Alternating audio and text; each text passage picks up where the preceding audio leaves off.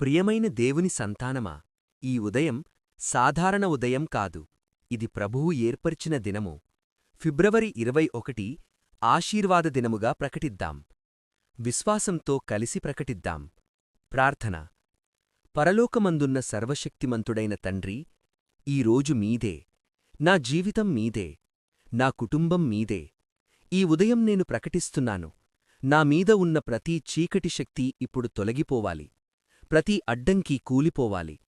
ప్రతి ఆలస్యం ముగియాలి. ఈ రోజు నేను ఆశీర్వదించబడినవాడిని. నేను తల, తోకను కాదు. నేను పైభాగములో ఉండెదను, క్రింద కాదు. నా ఇంటిమీద విజయం ప్రకటిస్తున్నాను. నా పనిమీద అభివృద్ధి ప్రకటిస్తున్నాను. నా ఆరోగ్యంపై స్వస్థత ప్రకటిస్తున్నాను. శత్రువు వేసిన ప్రతి కుట్రను యేసునామంలో రద్దు చేస్తున్నాను. ఈ రోజు నా దినం. దేవుని కృప నా ముందు నడుస్తుంది.